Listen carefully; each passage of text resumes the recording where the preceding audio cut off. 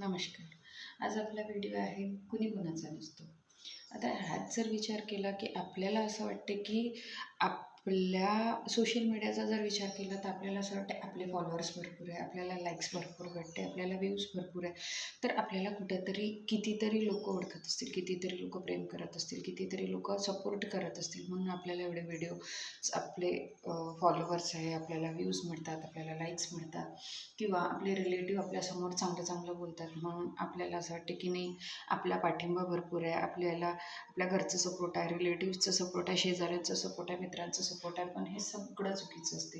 एखाद्या दिवशी जर तुम्ही कुठल्या गोत्यात सापडले, एखाद्या दिवशी जर तुम्ही कुठल्या अडचणीत सापडले, तर तुम्ही फक्त एक हाक द्या की मला ह्या ह्या गोष्टीची गरज आहे. तुम्ही बघा त्यावेळेला तुमचे व्ह्यूअर्स, तुमचे फॉलोअर्स, तुमचे रिलेटिव्स, तुमचे शेजारी, तुमचे फ्रेंड्स, तुमचे जीवलग, तुमच्या घरचे लोक, कुठलाही व्यक्ती तुम्हाला साथ देत नाही. त्यावेळेला फक्त तो तुमच्या चुका सांगत असतो की तू काय केलंस, की तुझं वागणं कसं होतं, तुझी परिस्थिती काय होती, तुला काय करायला पाहिजे. झालं त्या गोष्टीवर ते लोक पुन्हा त्याला डिवचण्याचा प्रयत्न करून पुन्हा कुठेतरी आपल्याला आपण काय केलं, आपण चूक नसताना, आपली चूक नसताना आपल्याला कुठेतरी त्या चुकीचं पर्दाफाश करण्याचं आणि आपल्याला त्या गोत्यात पुन्हा फसवण्याचं, की जे आपण काही केले नसते ते फसवण्याचा प्रयत्न करतात. म्हणून कुणी कुणाचा नसतो. किंवा आपण जे समाजाचे जे फेक फॉलोअर्स आहे, किंवा आपण म्हणतो खूप माझा फ्रेंड सर्कल मोठा आहे, किंवा आपल्याला खूप लोक सपोर्ट करतात, त्यामुळे मी खूप नामांकित आहे, किंवा मी खूप चांगला आहे, की एवढे लोक मला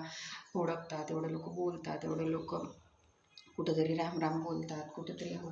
पण पाठीमागे बघितलं तर जो आपला फॉलोअर्स ग्रुप आहे तो कुठंतरी आपल्या चहाड्या करत असतो, कुठंतरी आपला वाईट बोलत असतो, कुठंतरी त्याला आपलं समोर येणं हे खूपतं. आणि याचमुळे मला हे सांगायचं आहे की कुणी कुणाचं नसतं. हे याच्यासाठीच मी सांगितलेलं आहे की जे आपल्यात घडतं, आपण काय आहोत स्वतःला ओळखा आणि स्वतःबद्दल स्वतःसाठी